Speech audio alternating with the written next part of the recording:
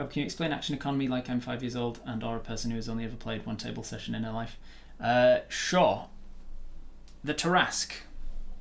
It is a very big monster. It is considered a gargantuan monstrosity brackets titan. The lore of it is that it is like a Godzilla-like world-ending monster that can just rampage through streets and destroy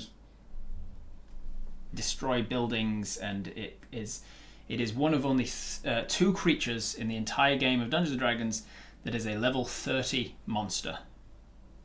A level 30, meaning that if you are a team of 4 level 20 characters with no magic items, you will probably die to the Tarrasque. Or at least you're meant to. It's a really shit character, but this is not what this is about. You're meant to be... the only way to take down the Tarrasque is to be like a level 20 party of 4 characters with magic items, or a level 6 party of level 20 characters, or you're meant to be incredibly good.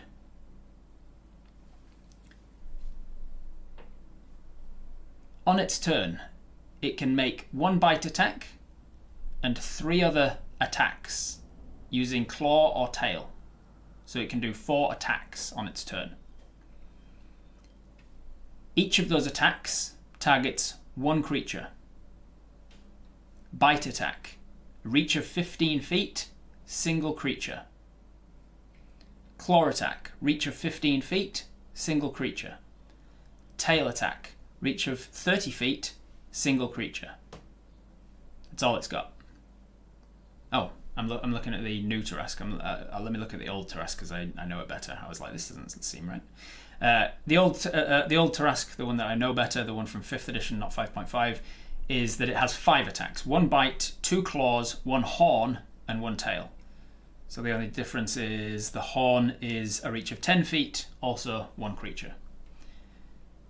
So on its turn, it can target 5 creatures. It has legendary actions. Between other people's turns, so after somebody else's turn, it can take 3 legendary actions. And it can choose those legendary actions from the list of attack, just 1 claw or tail attack, move, to move up to half its speed, or chomp, which costs 2 of its 3 legendary actions, to make 1 bite and or use swallow. So the most it can do is 5 attacks and 3 legendary actions. It has no lair actions, it has nothing else. So the most attacks that a Tarrasque, the level 30 creature, can do in an entire round of combat before it comes back round to its turn again is 8 attacks. If you are fighting a Tarrasque with a single Kobold, a level 1/8 monster, let me look up Kobold as well just to get the stats up for you. Kobold, a level 1/8 monster with only 5 hit points. A Kobold has a single attack, dagger, or sling for a ranged attack. And on a hit, it does 4 points of piercing damage. It's got a +4 to hit. So 8 attacks for a Tarrasque, biggest monster in the game. Single attack for a Kobold, one of the worst monsters in the game. If I was fighting a Tarrasque with a single Kobold, the Tarrasque gets 8 attacks, well, the Kobold gets 1. The Kobold is immediately killed. But if I'm attacking the Tarrasque with 200 Kobolds, the Tarrasque can kill 8 of them every round, and with the Tarrasque's attack modifier of +19, the Tarrasque is going to attack 8 of them. He's only going to miss 5% of the time, that is when he gets a nat 1 on the attack. So 5% of 8 is 0.4 of an attack. So he's going to hit 7.6% of 7.6 attacks per round. So let's go up to 10 rounds of combat, just so we can get rid of the decimals. So out of 10 rounds of combat, he's going to attack 80 times and hit 76 of those times. Over 10 rounds of combat, 200 Kobolds are going to get 200 attacks on the Tarrasque. They're going to hit only on a 5% of the time. They're only going to hit when they get a nat 20 because their modifier is not enough to hit otherwise. So 200 Kobolds attacking the Tarrasque are going to hit 10 attacks. So basically, 200 kobolds hitting 1 attack per round. Is that right? No, I did my maths wrong there. 200 kobolds, 10% of that is 20. 10% of that is... So they're hitting 10 attacks per round. So they're going to hit 100 times over the course of 10 rounds. So they're hitting 100 of their attacks. He's hitting only 76 of his attacks. So they are doing damage to him. They're going to chip away at him. Are you with me so far?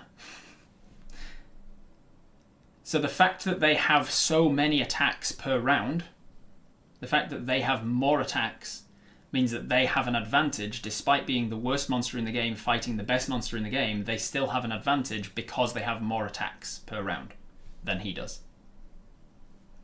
That is the basics of action economy.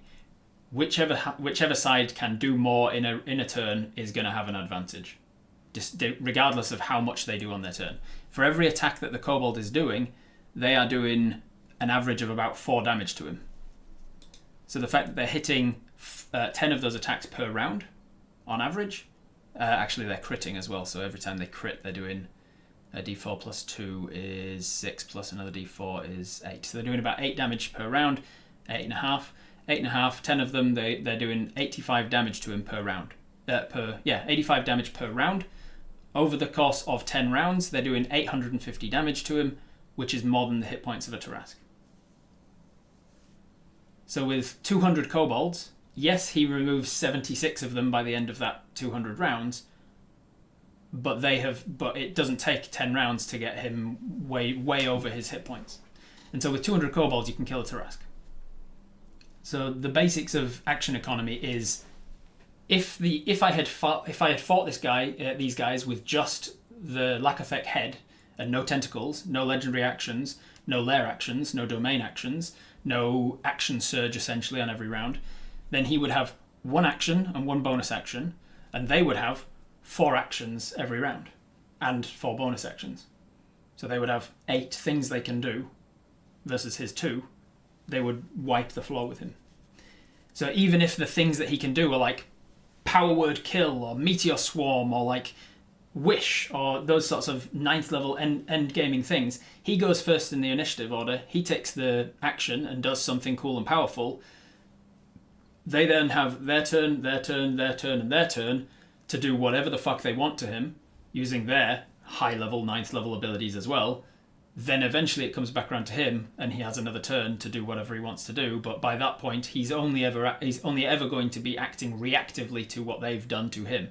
He's going to have to use his turn to cancel this thing that they've put on him or dispel this magic that they put on him. Or he's never going to be able to do anything offensive from that point on because they have got the upper hand of the actions. They're going to be able to put him on the back foot. He's going to use his turn to even the playing field a little bit. They're going to use their turns to put him on the back foot again, and he's never going to be able to get the advantage. Whereas with extra actions, with legendary actions, with actions between their actions, it balances what is called the action economy back to a more stable level. Hopefully that explained it a little. Ah, my most loyal of subjects have made it all the way to the end of the video. It is I, King Lord Duke Sire Sir Conroe, respected esteemed mystery man of danger, handsome frog, best of the best person thing, first of my name, historic ruler of Lightwood, current ruler of Eweland Swamp, which was once a forest and then was a swamp and now is returning to being a forest again, ever since the Hourglass Coven moved in and took over, but not took over so much that I'm not in charge anymore. Acolyte of Ramanas, Grand Croaker, lover of flies, lover of...